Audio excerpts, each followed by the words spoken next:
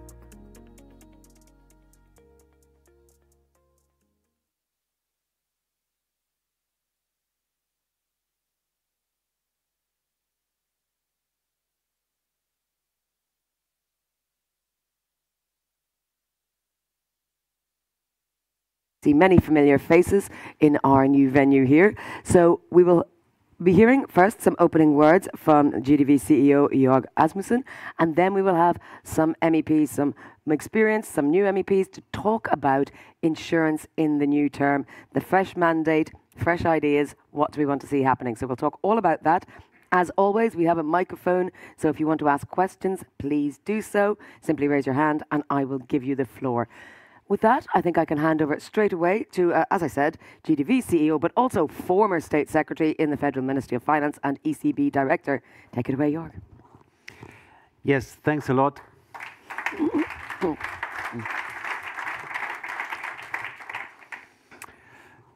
Yes, honorable member of Parliament, dear Aura, dear Rasmus, dear friends of GDV, or let's say the insurance bubble here in Brussels. I see many familiar faces from GDV sister organizations in Europe, so glad to see you all here.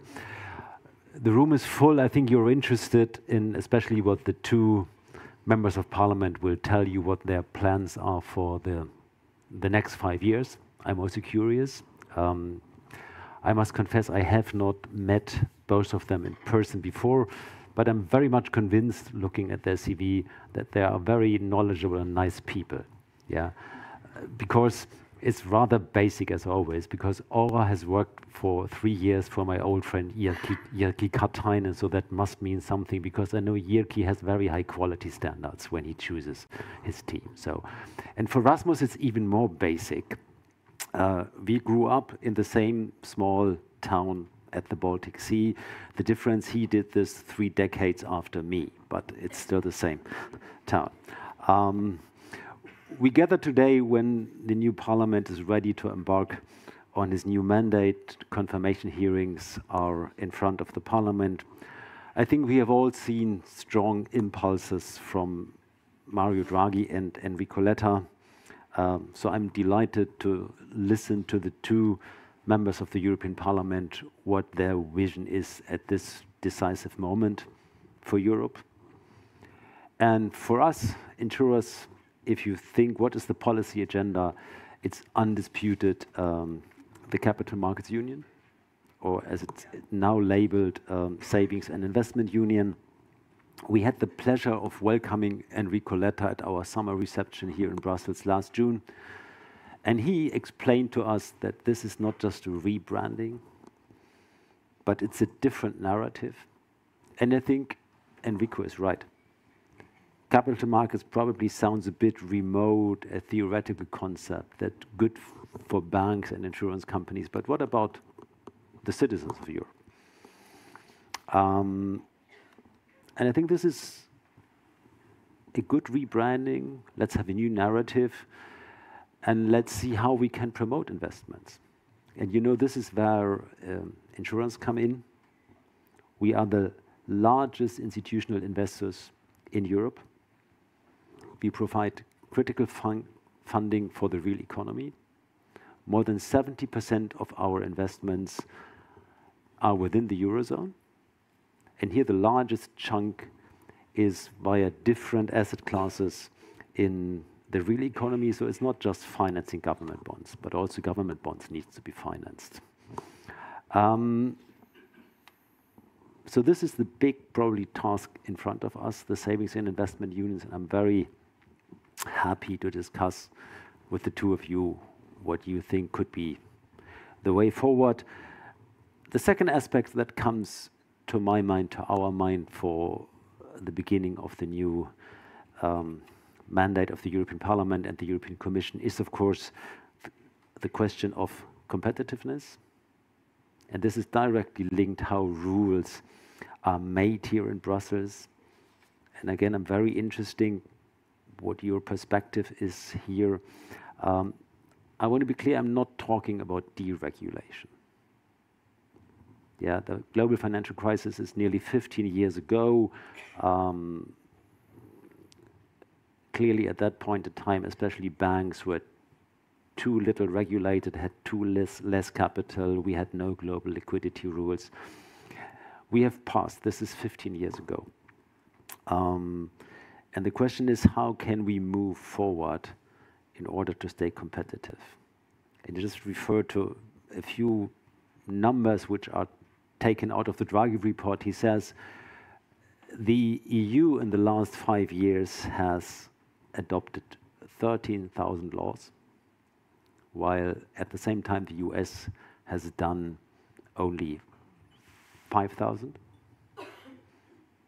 China, nobody knows, but the rule of law is also a bit questioned there. So the question is, what is the right forward? I mean, all these legal initiatives are meant to pursue important objectives related to the green transition, consumer protection, financial stability, and we share all these objectives. But the sheer volume of text, and especially the ever-expanding number of reporting and disclosure obligations, could be counterproductive. And this is why we have to think how we can move forward. And I repeat what many others already have said. Yeah? Instead of making the regulatory framework ever more detailed and complex, we need consolidation and focus on implementation. And I'm happy that President von der Leyen seems to share this view. There's a new commissioner for implementation and simplification and cutting administration burdens. But that's not enough. I mean, member states, as well as the European Parliament, have to hold the Commission to these promises. And the question is, what do they do in their own legislative activity? When there is a new parliament with 700 nearly members of parliament, there are 27 commissioners. Will they focus on implementation and making things work? Or maybe we can repair something which is sometimes not working. What we definitely need is better coordination between horizontal and sector-specific rules, as well as between national, European, and international levels. So if we have agreed on a global standard, Europe does not need to add different, more burdensome rules. And where we have a European framework, existing national rules can be removed. One example from our sector is we will have to implement and use DORA from January next year. We have domestic legislation which is called FIGHT. This then should be replaced.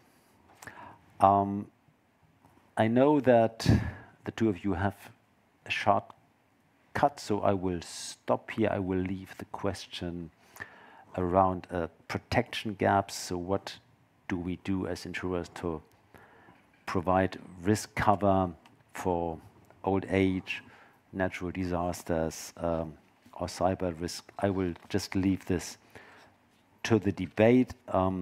Again, I thank you that you all have come. Invite you for the discussion. The next 5 years will be critical for the future of Europe and its citizens.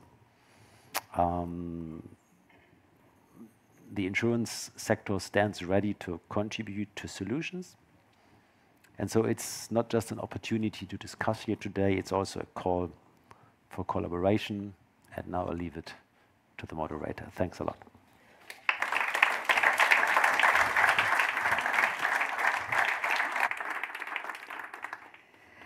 Thank you very much indeed, Jörg. And you've already introduced our two speakers, so I'll invite our two MEPs, Ora Sala and Rasmus Andersen, to join us here on the stage, because we have a lot to get through in just 1 hour.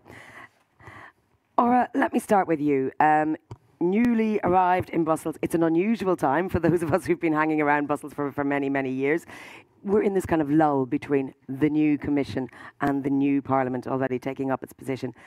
What are you looking forward to over the next 5 years? What do you think are going to be the key topics, the key challenges?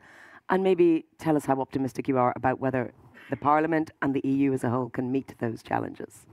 Thank you so much, and thank you for having me here today.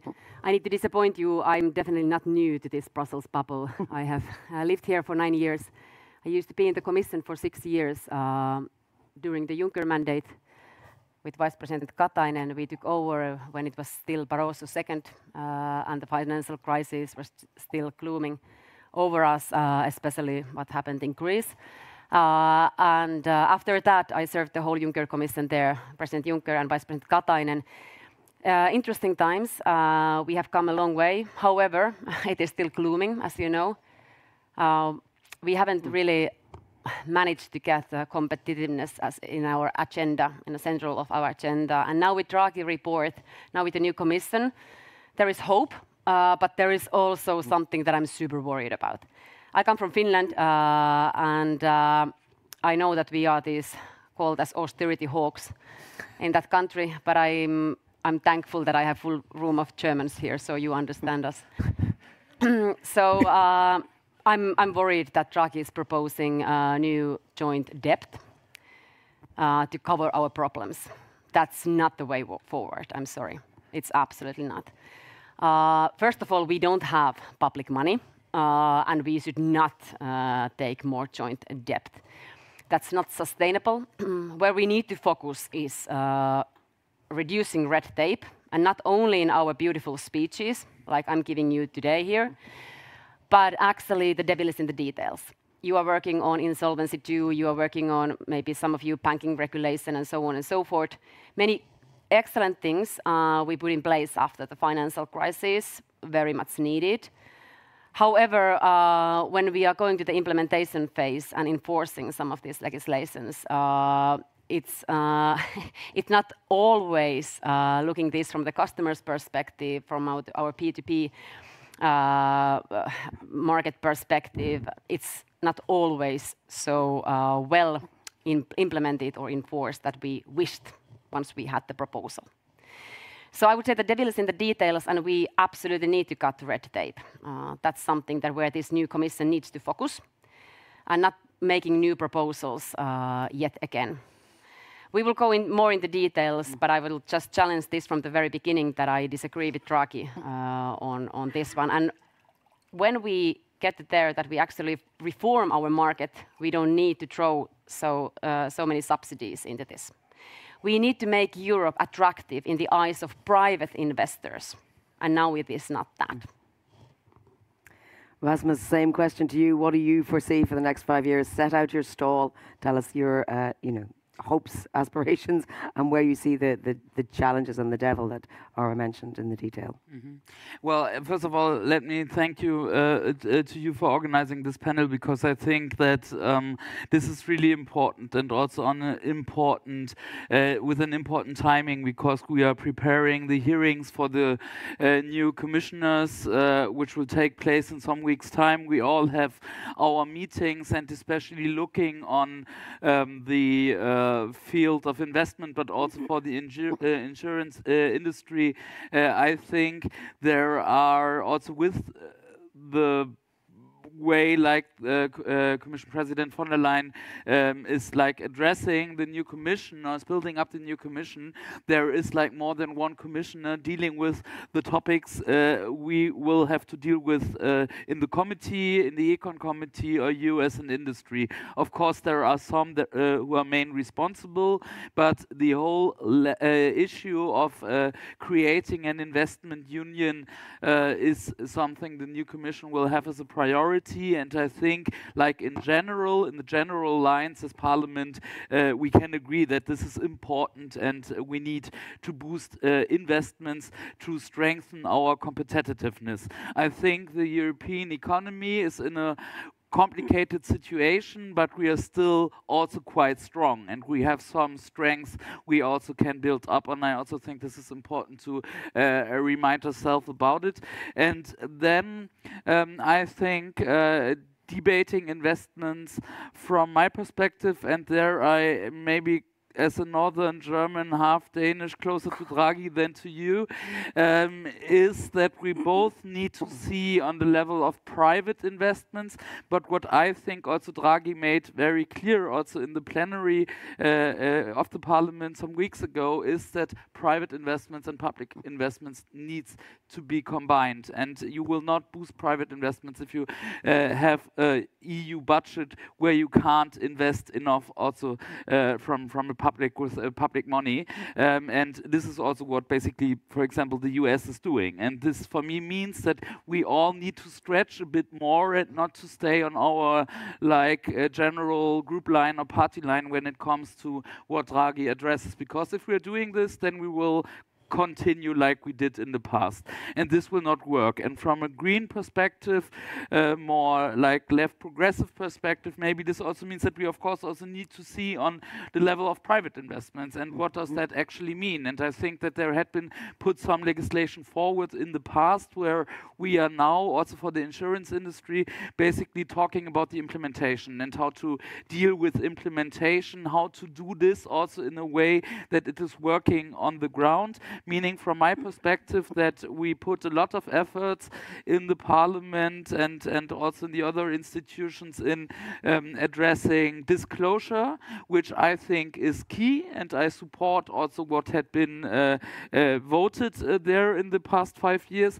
But it's not about disclosure, but it's also about the quality, for example, of investments and in which areas the investment goes to. And I think that maybe we could have done a bit less of reporting obligations and a bit more on the quality side, meaning, for example, addressing the green transition a bit more than what we actually achieved. Also, when it comes to some of the legislation we all know very well, and don't want to go into details. So I think I will stay with this for the moment, and then I'm looking forward to the debate today. But also feel free to reach out to us afterwards, so that we can continue the conversation.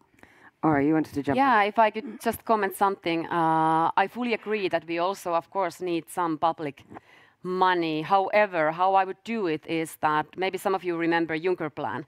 We had an EFSI in the European Investment Bank.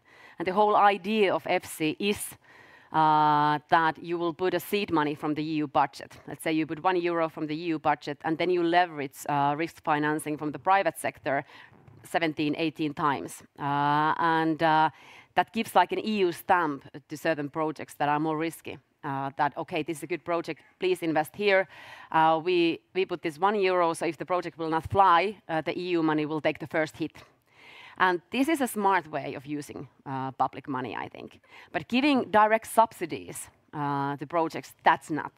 We see this with cohesion fund. We see this with COVID funds that we invest to a road, but we don't have industry or a company at the end of the road. And that's a wrong way of doing that. If you have a company, I'm sure that public sector will actually build that road there. So that would be the mindset I would have here when we are reviewing our MFF and our next EU budget, that we would use EU money more as a lending capacity rather than subsidies.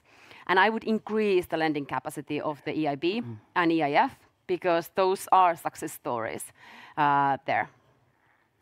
Jörg, let me bring you into this discussion and staying with this question of competitiveness. And I'd like to ask you about where you see Europe in the global context. You know, Rasmus mentioned there about the stimulus packages in the US. China's also announced a big stimulus package. What does that mean for Europe, and are we on the right track in terms of managing our position globally? I think it's not by chance that the issues of competitiveness and growth have re-entered the center of the debate and the new mandate of the Parliament and the Commission. I think we have lost competitiveness on the global scale as EU in general. If you then look a bit deeper in the 27 countries, there are significant differences. I mean, Aura alluded to the crisis 15 years ago, where we had difficulties in the periphery. Yeah, Greece, Portugal, Ireland, to name the most obvious examples. This time it's the opposite. Yeah, the three laggards in terms of growth and competitiveness are at the core. It's Germany, France, and Italy, while you have some thriving economies in the north, or especially which is often overseen in the east of the EU. So, but overall, if you take the EU, we are losing competitiveness for a number of reasons. Yeah, it goes from that we are rapidly aging. We often lack this, that we manage to scale up innovation. Yeah, we have good ideas, but then the markets and the products are developed somewhere else. It goes hand in hand with limited venture capital funding that we have in Europe compared to other parts of the world. But it also goes hand in hand with that we have too much red tape. I mean, one can very lively dispute Mario Draghi's report, always focusing on is there joint debt issuance or no.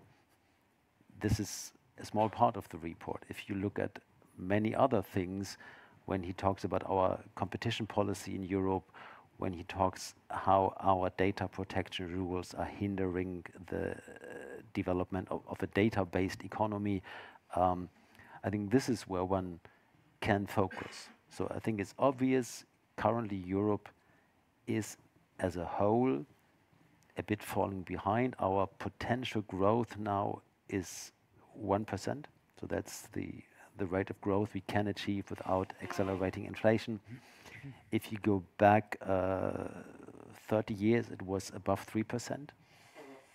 In the US, it's still above 2%. So I think there is something we need to do here.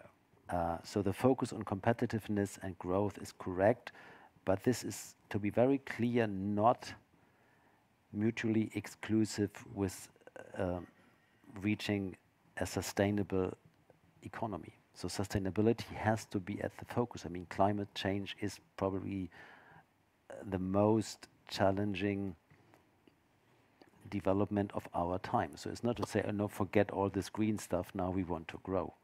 That will not work. Well, that actually, Rasmus, I was going to put that to you, that very question, that it's not just competitiveness as the only metric we need to concern ourselves with, it's sustainability as well. And that can be sustainability in terms of green growth, but it can also be sustainability in terms of where we want to be as a continent. I mean, we have certain standards that we have to adhere to that maybe are at odds with just accelerated growth. Where do you think we should push the needle, and how do we think about the current policy path towards sustainability? Well, like focusing on, I mean, there are a lot of topics, and I think one of the really important also statements coming from the president of the commission before she got the votes in the parliament some months back was that she still committed to the Green Deal and to continue going this way, because like, as we all remember during the campaign, not from her side, but maybe from her political family, not all of them, but some of them, for me it was not really clear where we will land on this. And one of the main goals also for the Greens in the European Parliament was to get a clear commitment on that we are continuing this, that we need to have a look on how to implement and so on and do things better. Nobody can be against it. But like really to have this commitment and that competitiveness, and for example, dealing with the industry transition, for example, doesn't mean that we are going back, but we are taking the next steps. And that's what she committed to. And that, I think, is a very crucial point also for the debate. And this, I think, now needs to be addressed in the different legislation we will have a look on. And as I said before, I don't think we need a lot of new legislation. There had been a lot of legislation in the past. And in a lot of the legislation, there are, as I guess many of you are aware of, review clauses for the next years already like in the legislation. So there will be a review, meaning we can have a look on this like when the review is coming. And there, I think, for example, addressing the financial industry, we need also to have a look on if, like, for example, also the financial risks because of climate change and the climate crisis and global warming really is also addressed in the regulation of the financial markets, for example. I don't think it is, but maybe I'm wrong. But this is like something I think where we need to go a bit farther away from what I said before, reporting requirements. From my perspective, we don't need all this reporting. I mean, like if it's up to me, we don't need it. We could kill a lot of it. But we need really to have some strong instruments, and I don't know if people are happy. Like at the same time as I'm mentioning, I don't want to have this all this reporting requirements on how to address also behavioral questions when it comes to climate change and climate risks, for example. So for me, I would love to see like a transition going away from reporting, monitoring, and so on to having some strong, maybe not a lot of instruments, but some strong instruments leading or guiding the way when it comes to also addressing climate risk, also in the financial world. And I don't think we are really good in, we are not really good in addressing this in the legislation in the past years. I mean, I suppose it's not reporting for reporting's sake, but if everyone was a good actor, we wouldn't need all the reporting. It's really there to keep the bad actors in check, I suppose, like most laws. Or the same question to you in terms of sustainability and competitiveness. And it's often sort of juxtaposed as an either or. An event I moderated last night, someone asked the Commission official, will you consider dropping some of your green goals in order to ensure competitiveness? I mean, that's a really stark way of putting it, but how do you see the balance? Yeah, come on. Hey, sustainability and growth goes hand in hand. There are opportunities. I only see opportunities, and also I'm always speaking about climate crisis. If we don't solve this, we don't have to talk about insolvency 2 or banking regulation. I'm sorry, we don't have anything to talk about. So that's a number one thing we have. Second thing is that we have a war in Europe. So these two things are something that we need to focus on. I would like to say something about the growth factors. Regulation, skills, and risk capital. Those are the three things I would focus on right now. I worked for an American company 3 years for Mark Zuckerberg. And it was a very difficult scene in many ways in the EU to try to explain to Americans why are we over-regulating our own market and our own companies. You heard these big speeches from the European Commission saying, we are going to catch the big tech. You're going to catch the big tech in their maybe third important market, when they have a home market where they can grow to be as big as possible, right? So the incentive for European companies should be that please grow here in your home market. Become those digital champions or whatever champions, but do that in your home market where you don't need to, when you have a company, you don't need to have 27 different regulations, right? And it was really difficult to always explain that, you know, we are aiming to have these big digital champions, but then when you become big, like Zalando or Booking.com, then you go to the Commission DMA unit and explain yourself, and we will split you. What? So this kind of like mindset that become big, but not too big, it's not something that will help our growth. And then about risk capital. We have been focusing on startups and scale-ups for a long time. And don't get me wrong, those are the companies that we should be focusing on. But then when you are talking about real scale-ups and exits plus 30 million euros, then it gets more difficult because we don't actually have like European-wide funds, risk funds, that would have like 10 to 15 years to take a risk. And that's something that we are lacking in the EU. And that's why I would rather increase the lending capacity of the EIF or EIB than focusing on subsidies that cannot help in this scene. And then skills. As you said, we are getting older. And we need to be attentive place to come and work. And also, only 4% of Europeans are working in another country than where we are from. 4%. And we are talking about free movement of labor and so on and so forth. But good luck if, for example, now when I'm coming to back to Brussels and I bought a house here and I try to put my apartment in Helsinki as a guarantee. It doesn't work because we don't have a real estate market, right? So you need to have 12.5% of tax in cash. You need to have 10% of the price of the house as in cash and plus the notary, which is something that. so just giving you the idea what it is to move to another country in the EU to work, right? So there are things that we should be focusing on what comes to regulation, of course, and harmonization. That's something that where I would focus much more than thinking about reporting in Insolvency II. I think like just giving you the idea here. To all those people who laughed at the mention of a notary, that's very much tell me you live in Belgium without telling me you live in Belgium. But I'm going to come back to you because you mentioned I can hear your frustration with some of the ways it works, and this is to our two lawmakers, because both Enrico Letta and Mario Draghi mentioned in their reports that there is a need for better lawmaking. What do we need to change? I mean, here in Brussels or in the capitals? I give you one concrete thing. We should not have 27 commissioners. I'm sorry, this is not something that you want to hear coming from a small member state, because I don't want to hear because Germany will definitely have a commissioner, Finland maybe not. But the thing is that when you become a commissioner, when you become a politician, you want to leave your stamp to the history, right? And it's not going to be anti-lexing. It will be something that you will have a new regulation, because then you can call it the Barnier's regulation or Jyrki Katainen regulation or Juncker plan, right? So I'm super worried that all these commissioners, when they go to their DGs, they will start getting excellent ideas from the civil servants who have been cooking their ideas of the new regulation for 10 years, and now they will have another momentum, or last 5 years. So we will see ever more regulation, right? We will see more instruments, because EU has this tendency of having more agencies, more instruments, and more regulation. That worries me. We should streamline.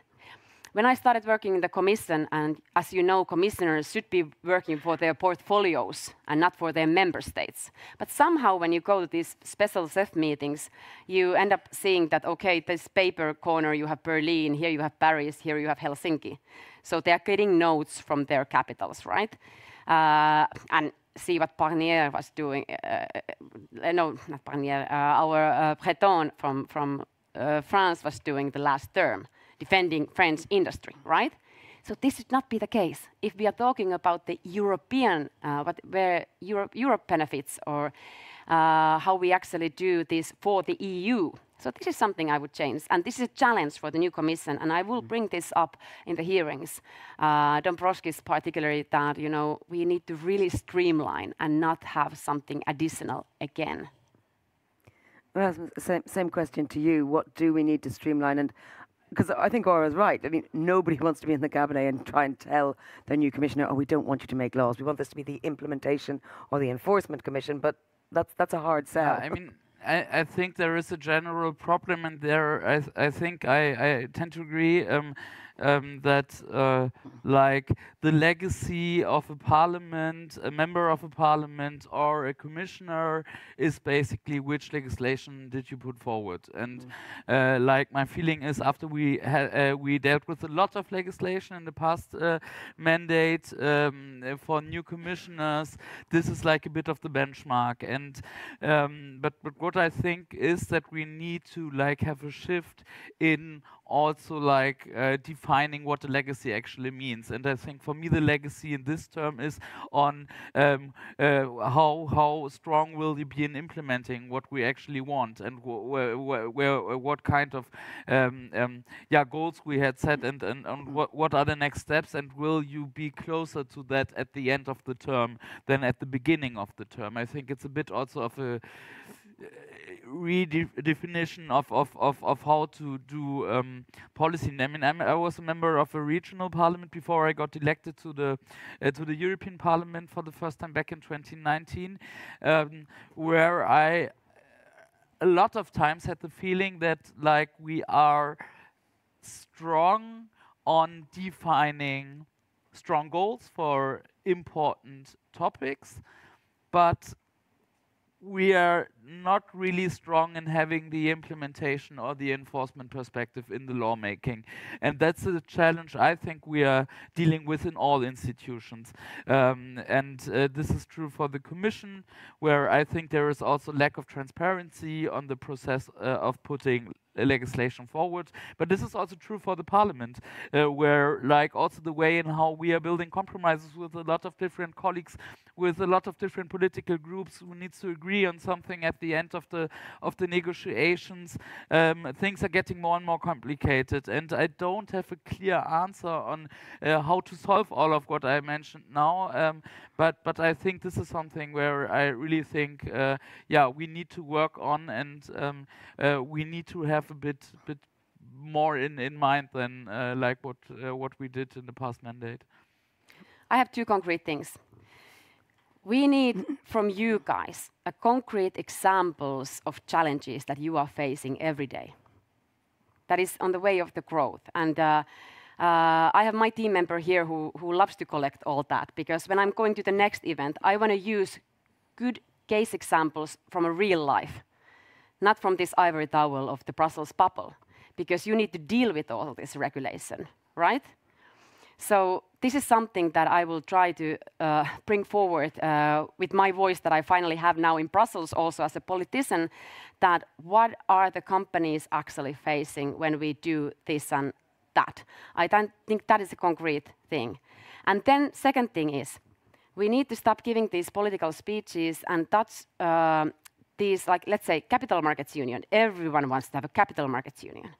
But then when you ask from the Prime Minister of Finland, which I did many times, are you ready to harmonize insolvency law in the EU? Are you really ready to give up what we have in Finland here and here? No, too much. Are you ready to open your pension funds? Pension financing, supranational right. Are you ready to open that? Not that one. How about taxation? Should we harmonize taxation? Oh, no, we shouldn't touch that. 3 things that would actually put capital markets union forward, right? Not in the competence of the EU right now. If we want to have it in the competence of the EU, we need a political will. But if we don't want to touch on these 3 really fundamental things, let's stop talking about the capital markets union, because now we are doing nitty-gritty stuff that doesn't actually create us a capital markets union. And that's fine if we don't want that. if we don't have the will of people and politicians, but let's not give these speeches if we are not ready to then actually enforce. I have several questions here prepared on capital markets union. So I just told everything. Rasmus, you wanted to add No, I something? mean, in general, I agree, but I think, like, when it comes to the Capital Markets Union, for example, that sounds great on a panel, and I'm not saying this because you said it, but just because this is my perspective.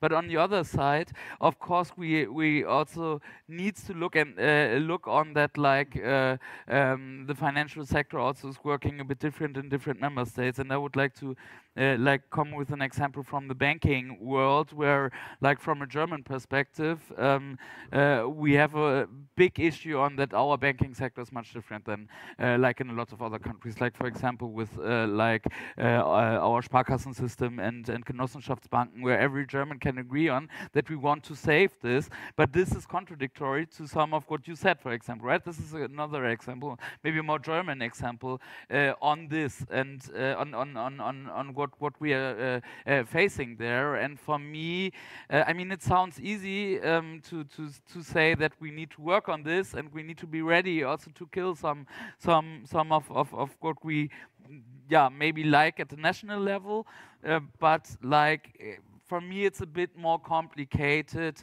in dealing with that in legislation, to be very honest, because I'm not ready to kill the German Sparkassen and Genossenschaftsbanken and to get in Germany the same banking system as in France or in Spain. I don't think this is a good idea, also because our economic model in Germany is different, and I think it's good that it is different. For example, with much more smaller companies, we want to protect, and this is what I think also needs to be.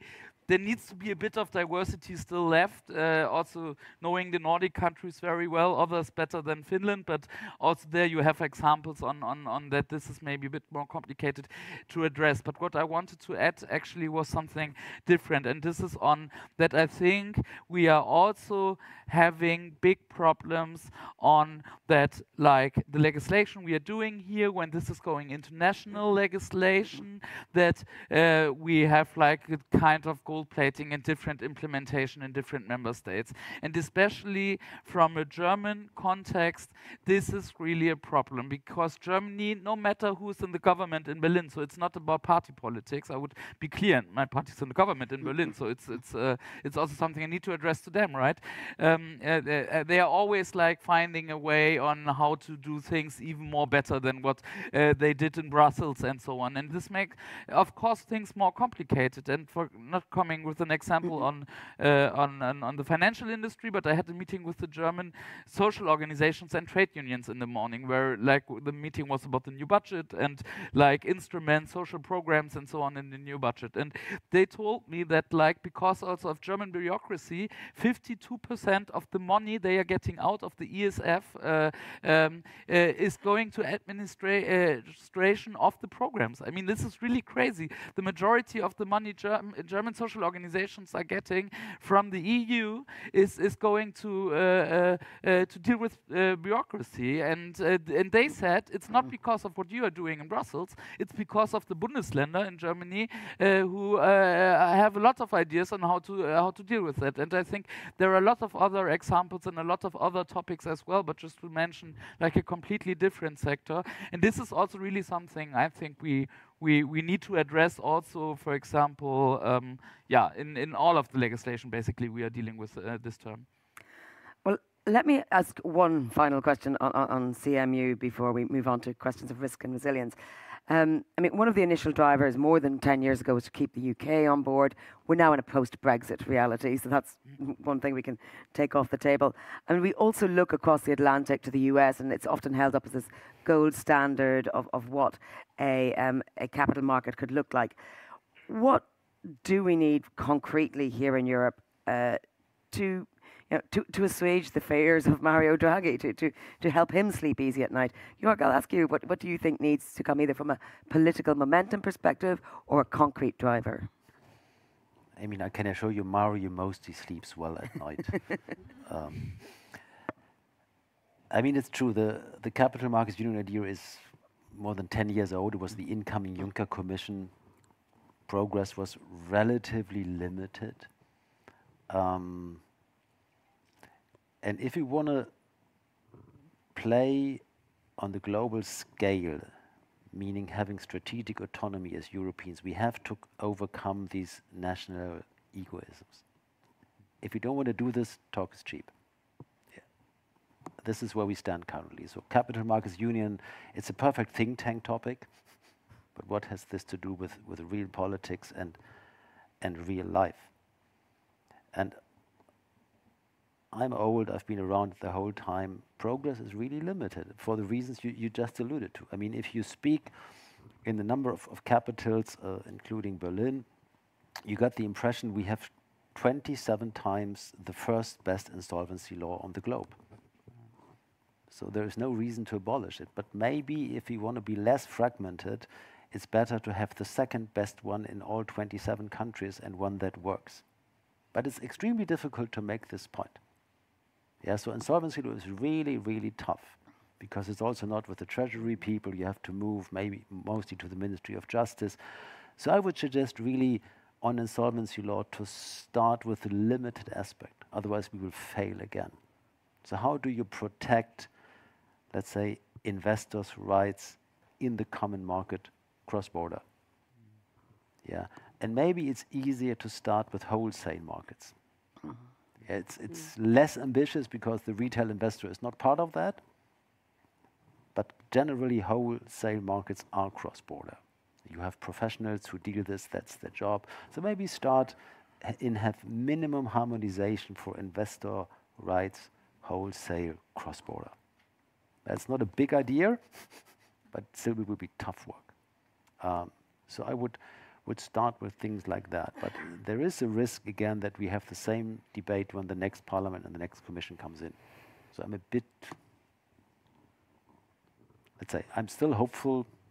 I think a capital markets union is needed. I mean, European capital markets are as fragmented today as they were in 2008-9. Leave aside the issue of cross-border takeovers. That's also sensitive. But either we do real stuff here or we'll continue to fall behind. And I think it's not a business model that, let's say, where in North America they produce the software, in Asia they do the hardware, and we do data protection laws in Europe. That's not a business model, the way forward. And the question is, how can we overcome this situation? Well, let's park CMU for the moment and talk about things that are perhaps more, in some ways, more tangible, sort of natural catastrophes, the aging population of Europe, and cyber risks. So the big trio, if you like, where we see risks. And I want to look a little bit at so-called protection gaps. And Rasmus, if you were to rate them, which of these, if you like, big, crises areas do you think poses the biggest risks for, or the biggest challenge, rather, challenge headaches for insurers? And how do you propose that either you as the Parliament or the EU infrastructure as a whole can help deal with that? What do you think I will reply?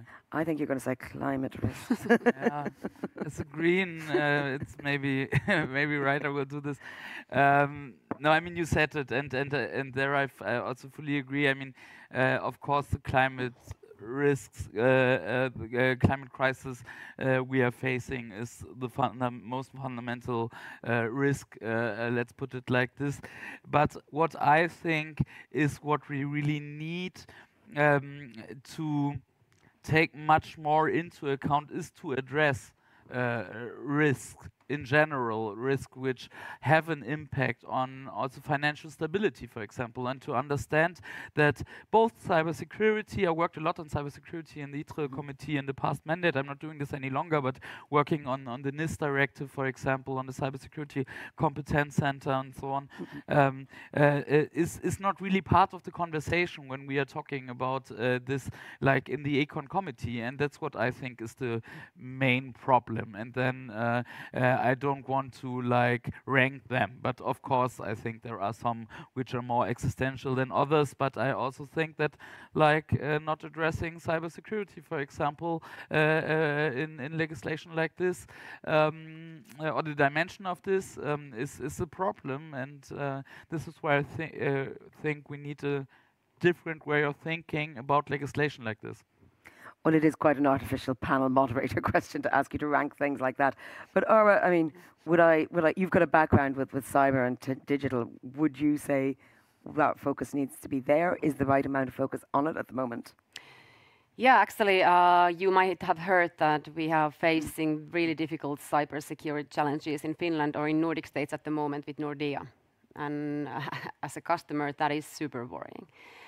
In Finland, we have this idea of overall security. And as you may know, our former president, Sauli Niinistö, is writing for von der Leyen this paper on overall security right now. And the whole idea is that security is not only, it's not only our police forces or our defense, it's about everything, right? And you are representing such a crucial sector where cyber resilience and cyber security is key factors. And it needs to go through every sector in the European Union. And I think that von der Leyen here has the right approach. I have a background in military. I served in the Air Force for 1 year and in Navy, and I dealt with these issues already back then. And one thing that I learned, and during my time also at Meta, is that we need close cooperation between private sector and public sector, because private sector actually has the best knowledge here, right? Let's be honest here. A second thing, EU and NATO needs to do do this hand in hand, because military. NATO is the military force in Europe, for sure.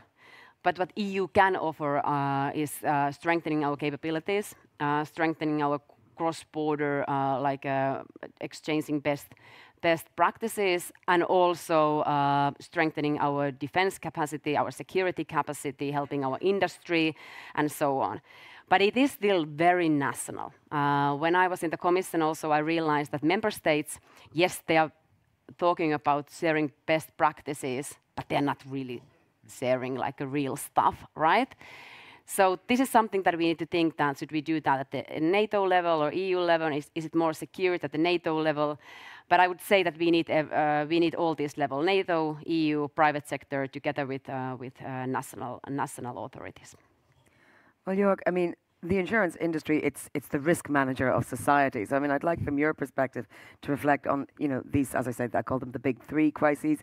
But, is the Commission on the right track? Well, we don't know what the next Commission is going to exactly do, but, using your crystal ball, give us some thoughts. I mean, I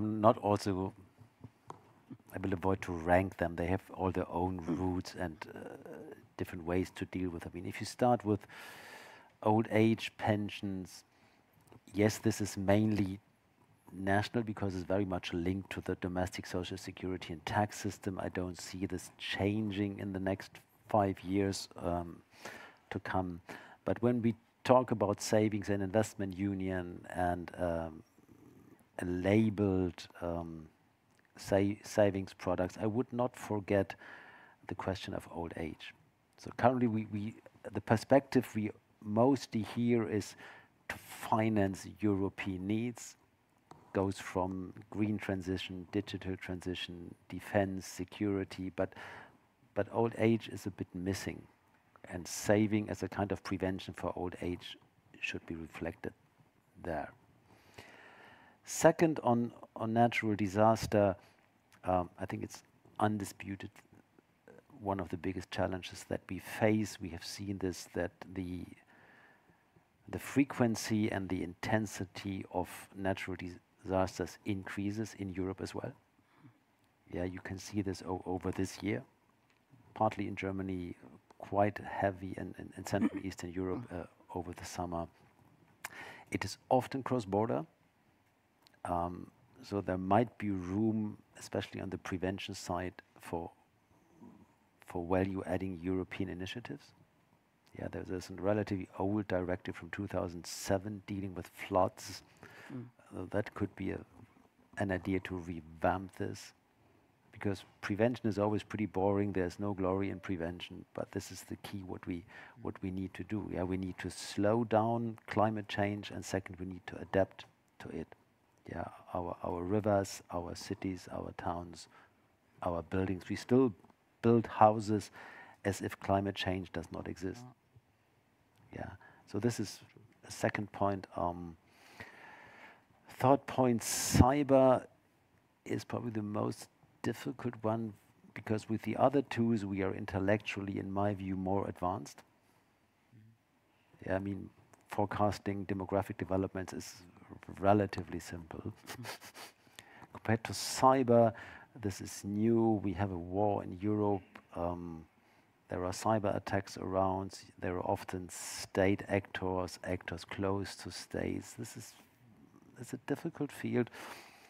It's something where you need the private sector, but for sure here the private sector cannot solve it alone. Yeah, there's again a big task on prevention. But the question is, if damage is there, how you limit it, how do you repair the systems? You can insure against cyber attacks, yes. Is it an issue where the private sector can work alone and insure this? I would say no.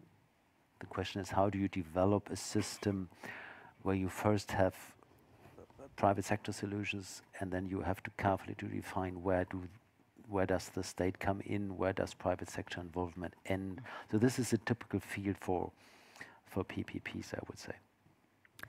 It is very interlinked. I mean, of the things you mentioned, I mean, immediately it comes to mind that, you know, for example, even farming subsidies might come with a tag that you must do land and floodplain management.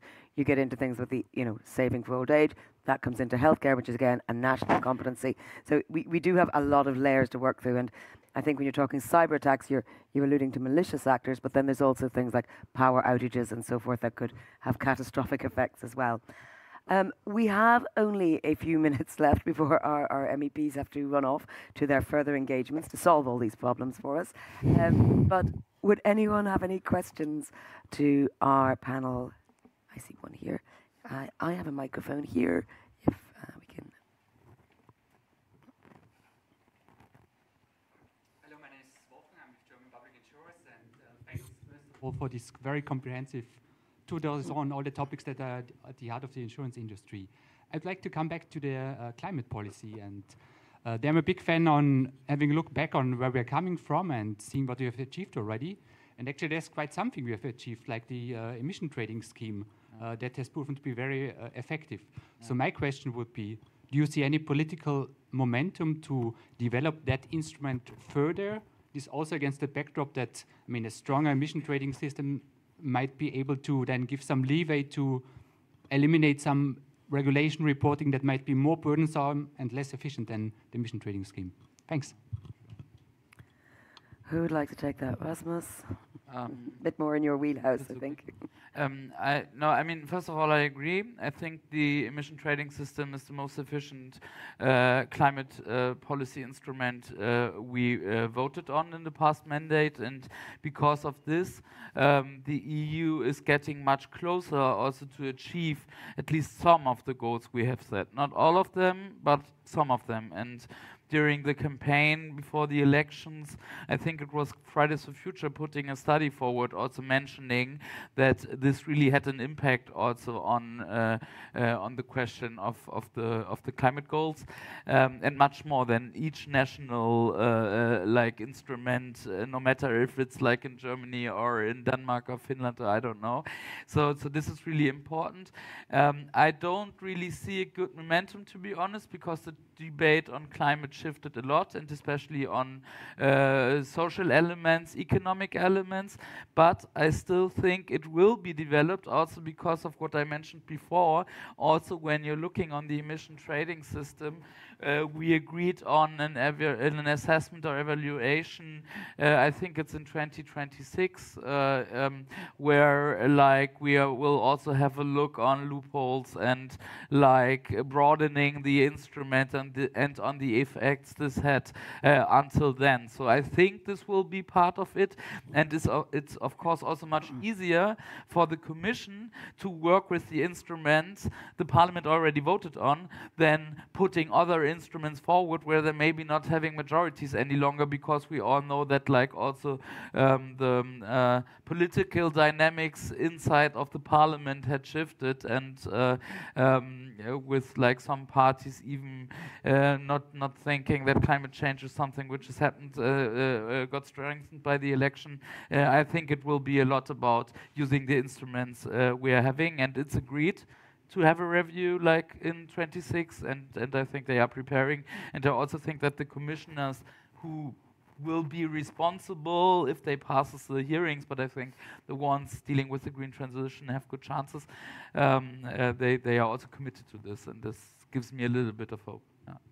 And one thing I would add, I would give up the free giveaways rather sooner than later. That's something that I would like to see in a review. Yeah, I agree.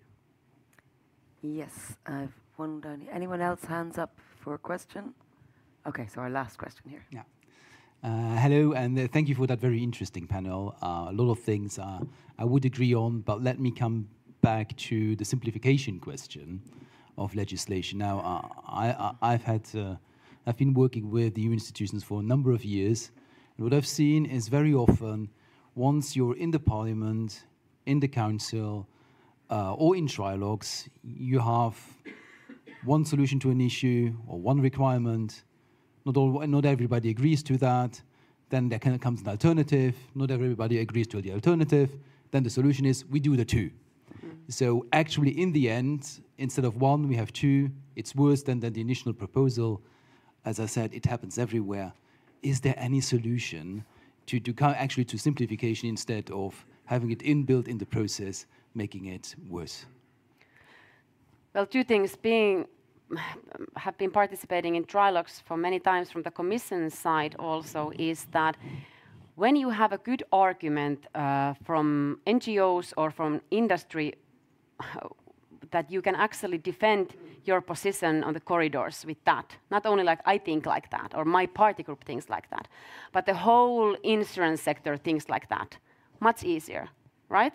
That's why I'm asking that, you know, what we need is that it's like pack up our ideas here with data, with concrete examples, because then it's much easier. And the second thing is that worried me during the von der Leyen first Commission. Commission gave really vague proposals, and it left room for Parliament and Council to actually come in and add and add and add. And then we had these Christmas trees. So what I want to also highlight during the hearings is that the Commission needs to give better proposals that are more ready-made. It might sound not that democratic in that sense. However, I think it's more reasonable. But that also means that the Commission needs to have better impact assessment to backing these proposals. And that worried me also last time. We need better impact assessment, much ready proposals, and then good data and examples from you guys to back us up in trilogues. I agree on the impact assessment.